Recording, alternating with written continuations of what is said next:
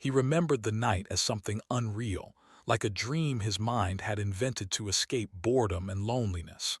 At that time, the man was only an ordinary human. His name was Aaron Cole. He worked as a systems engineer at a deep space listening station built far from cities and noise. His job was simple: listen to the stars, record strange signals, and send reports that most people would never read. Humanity had been searching for life beyond Earth for centuries, but contact had always remained distant and uncertain. Until that night. The station was quiet as always. The air hummed with machines, lights blinking in slow rhythms. Outside, the sky was full of stars, sharp and cold. Aaron sat alone, drinking stale coffee and watching numbers scroll across his screen. Then everything changed. The instruments screamed warnings. Energy readings spiked beyond anything the system had ever recorded. The sky outside the glass dome twisted as if space itself was folding inward. Light poured down like a living thing, bright and soft at the same time. Aaron stood up, heart pounding. His training told him to run, to call for help, but something else held him still. A calm filled the room, heavy and warm, like a hand pressing gently on his chest. A figure appeared in the center of the room. She was tall, glowing faintly, her form shifting between solid and light. Her eyes were deep and endless, filled with stars Aaron had never seen. She did not wear armor or robes like a queen. She looked simple, almost human, but more perfect than any human could ever be. Aaron knew without being told.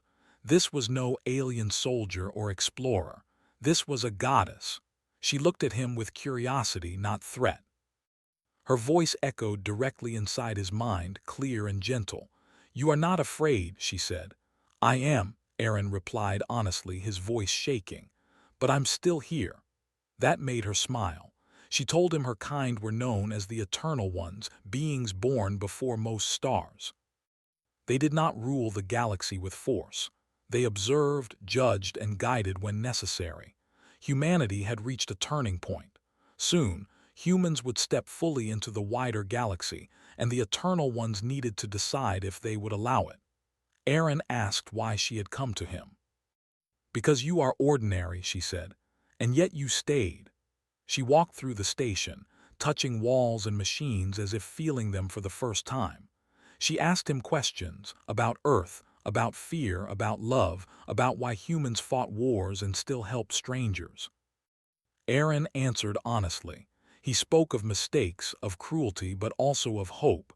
He spoke of people who chose kindness even when it hurt them. Time felt strange. Minutes stretched into hours or maybe seconds. The galaxy outside seemed distant and unimportant. At some point the goddess sat beside him. Her glow softened. She listened, truly listened, in a way no superior officer or distant leader ever had. "You feel deeply," she said. "Your kind suffers greatly, yet you continue." "We don't know how to stop," Aaron replied. "But we try." That answer changed something in her. The encounter was not violent, not explicit, not forbidden. It was quiet and personal, a meeting of two beings sharing understanding. For a brief moment something connected them: mind, emotion, existence. Not a ritual. Not a conquest, a choice. When it ended she stood again, her light growing brighter. "I will remember you," she said, "and you're kind." Then she was gone. The station returned to normal. The readings vanished. The sky looked the same as it always had. Aaron reported the event, of course. The higher-ups dismissed it as a hallucination caused by radiation exposure. His data logs were corrupted. No proof remained. Life went on. Years passed. Humanity slowly stepped into the stars. Trade routes formed. Alien species were confirmed. Small wars were fought and ended. Aaron left the listening station and moved on, carrying the memory like a secret he no longer spoke of. He told himself it had been a dream, until the ships arrived. They appeared without warning, massive and silent, hanging above Earth's atmosphere like moons made of light. No weapons activated. No threats broadcast. Every system on the planet froze under a pressure no technology could resist. Then a message spread across every screen, every language, every mind. We return. Panic swept the planet. Militaries prepared for the worst. Governments collapsed into confusion. Aaron felt something deep inside him awaken. A familiar calm, a memory he had buried. The ships descended slowly, landing in open areas across the world. From the largest one, a single figure emerged. She walked forward, unchanged by time. The goddess. She was no longer alone. In her arms, she carried a child. The child was small, wrapped in simple fabric that shimmered faintly. When the child lifted its head, the crowd gasped. The face was human. The eyes were human. And the shape of the child's face, the expression, the small scar above the eyebrow, it was Aaron's face. The goddess looked directly at him, even across the distance and chaos. Her voice filled the air, calm and steady. "I have returned," she said, "not as a judge but as a mother." The world held its breath. Aaron took a step forward, his legs weak, his heart racing. He did not understand how it was possible. He did not understand the rules of gods or galaxies. He only understood one thing. Whatever that night had been, it had changed the fate of humanity forever. And the child in her arms was proof. The world did not end that day, but it changed in ways no one could fully understand. After the goddess appeared, time seemed to slow. Military leaders shouted orders that no one could carry out. Weapons stayed silent, frozen by forces far beyond human control. Satellites went blind. Radios failed. Yet there was no pain, no destruction, only a heavy stillness that pressed down on the planet. Aaron stood among soldiers and officials, feeling very small. He had never wanted attention.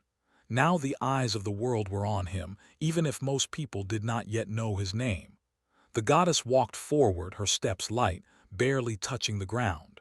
With each step, the pressure in the air eased, allowing people to breathe again. She stopped a short distance from Aaron. The child in her arms looked around with quiet curiosity, not fear. "This is not an invasion," the goddess said. "We have come to speak." Her words echoed inside every mind, translated without effort. Panic softened into confusion. Aaron found his voice. "Why now?" he asked. "Why come back like this?" She looked at him, and for the first time her expression held something close to uncertainty. "Because the child has reached the moment where choice begins," she said, "and because others have noticed." That single sentence sent a ripple of tension through the air. Within hours, representatives from Earth's major powers were brought together under the open sky. The goddess allowed it. She allowed ships to fly again, communications to resume. Humanity's leaders stood before her, trying to appear strong while standing in the presence of something older than history. She introduced herself by a name that could not be fully spoken by human mouths, so they called her Lyra. The child's name, she said, was Kale. Kale watched the humans with wide eyes. When he saw Aaron again, his face lit up with recognition that made Aaron's chest ache. The child reached out a small hand toward him. Aaron stepped closer without thinking. When Kale's fingers wrapped around his, a strange warmth spread through him. Not power, not energy, something emotional, familiar.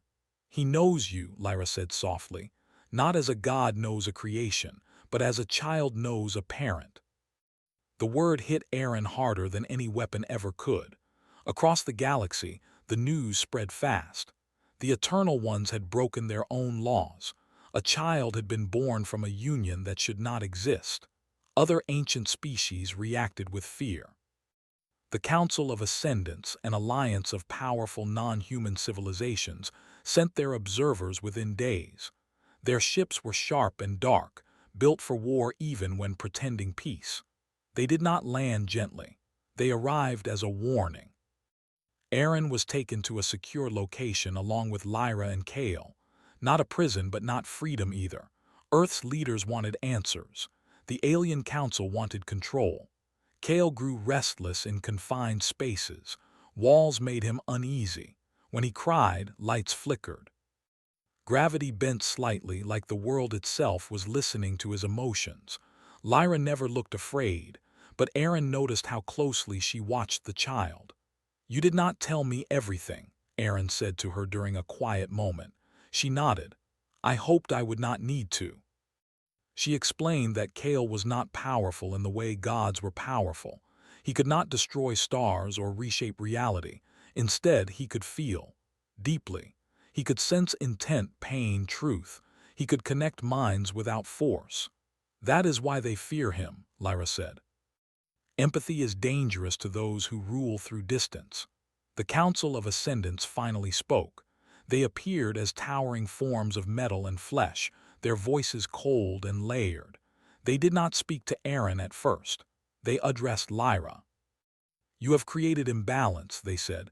"The child must be taken, studied, controlled." Kale clutched Aaron's sleeve. Aaron felt anger rise, sharp and sudden. "No," Aaron said before anyone else could. "He's not an object." The council turned their attention to him, surprised. "You are nothing," one voice replied. "A brief life, a fragile body." Aaron met their gaze. His hands shook, but he did not look away. "Maybe," he said, "but I'm here, and he's my responsibility too." That word echoed in the chamber. Responsibility. Lyra watched him, something like pride in her eyes. Earth's leaders were divided. Some wanted protection from the council. Others feared angering beings that could erase worlds. Many feared the child himself. Kale sensed it all. That night the sky above the facility lit with strange colors as Kale cried in his sleep. Storms formed and faded in seconds. Tides shifted across the planet. It was not destruction. It was reaction. Aaron stayed beside him, speaking softly, telling stories about Earth. About rain, about oceans, about people who tried even when they failed. Kale calmed. Lyra watched quietly. "You ground him," she said. "You remind him that small things matter." The council returned with an ultimatum. Hand over the child or Earth would be isolated from the galaxy forever. Trade cut, protection removed. Humanity left alone against future threats. Fear spread like fire. Aaron stood before the world again, this time with Kale in his arms. Cameras watched. Aliens observed. Gods listened. "He's not a weapon," Aaron said. "He's not a threat, he's proof." "Proof of what?" someone asked. "That even gods can change," Aaron replied, "and that humans matter enough to leave a mark." Kale looked up at the crowd and reached outward, not with power but with feeling. For a moment everyone felt it. Fear, hope, loneliness, love, all shared, all real. Some people cried, some fell to their knees. The council recoiled, disturbed. Lyra stepped forward. "This is what you cannot control," she said. "This is what you cannot erase." Silence followed. The council withdrew to deliberate, shaken by something they had not felt in ages. Aaron held Kale closer, knowing this was far from over. But for the first time since the ships arrived, humanity was not just reacting. It was being seen. And somewhere deep among the stars, ancient powers were beginning to understand that humans were no longer insignificant, not because they were strong, but because they could change even gods. The waiting was worse than fear. After the Council of Ascendants withdrew, Earth stood in a fragile silence. Their ships did not leave. They remained at the edge of the system, watching, judging. Trade lanes stayed closed. Long-range sensors showed movement across nearby star regions. Other powers were paying attention now. Humanity had been noticed. Aaron felt the weight of it every day. He stayed with Kale as much as possible. The child grew faster than any human child should, not in size but in awareness. Kale spoke early, his words careful and thoughtful, as if he listened more than he talked. He asked questions that had no easy answers. "Why are they afraid of me?" Kale asked one night while looking up at the stars through a reinforced window. Aaron thought carefully before answering. "Because they don't understand you," he said, "and some people fear what they can't control." Kale was quiet for a long time. "I don't want to hurt anyone." "I know," Aaron said, "and that matters more than anything else." Lyra watched these moments with a strange mix of sadness and hope. Among her kind, children were rare and distant things, born fully formed and guided by ancient certainty. Kale was different. He learned by living, by feeling, by being human. The council returned at last, but they did not come with threats. They came with warnings. A force older than even the Ascendants was moving. A silent wave spreading through star systems, stripping civilizations of emotion, leaving behind empty societies that still lived, but no longer cared.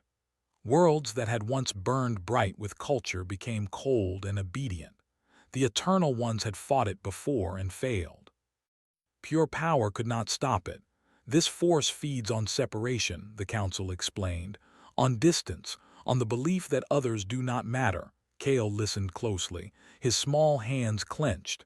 "It hurts people," he said softly. "Yes," one of the council replied. "And it will reach this system within a few cycles." Earth's leaders demanded to know why they should trust the council now. "Because for the first time," Lyra said, "we have something new." She placed a hand on Kale's shoulder. A bridge. The plan was dangerous. Kale would not fight the force with strength but with connection. He would enter the wave at its edge, carrying human emotion, human choice, into something that had never felt either. The risk was clear. He might not return. Aaron felt the fear hit him like a physical blow. "He's a child," he said. "There has to be another way." "There isn't," Lyra said gently, "but he will not be alone." Kale looked up at Aaron. "I want to help," he said. "You taught me that helping matters." Aaron knelt in front of him, struggling to keep his voice steady. "Helping doesn't mean sacrificing yourself," he said. Kale smiled in a small, familiar way. "You would go if you could," he said. Aaron had no answer to that. Humanity surprised the galaxy next. Earth did not hide, it did not beg, it volunteered. Thousands of humans stepped forward, scientists, soldiers, artists, ordinary people, offering to link their minds with Kale, to share memory and emotion, to strengthen the bridge. The Ascendants were stunned. "No species has ever done this willingly," they said. Aaron stood among them. "That's because no one ever asked us," he replied. The connection was built not as a machine but as a network of shared experience.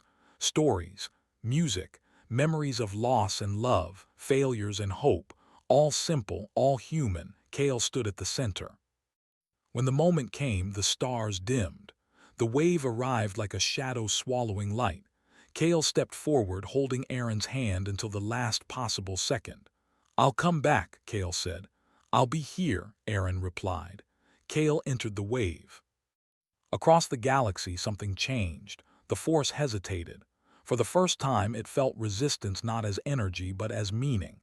It encountered grief that still chose kindness, fear that still chose courage, pain that still chose to care. The wave slowed. Then it began to break apart, not destroyed but transformed.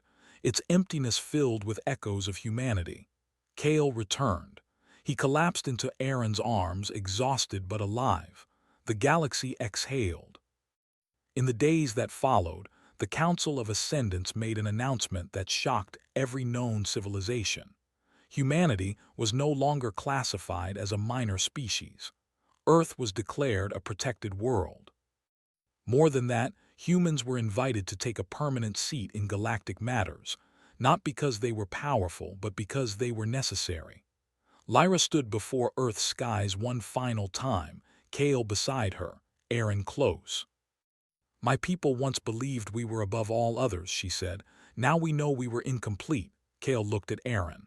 "I want to stay," he said. Aaron smiled through tears. "Then stay," Lyra nodded. "So will I," she said. The goddess chose a home among humans. And across the stars, civilizations whispered a new truth, that the smallest species had changed the fate of the galaxy, not by force, not by fear, but by reminding even gods what it meant to care.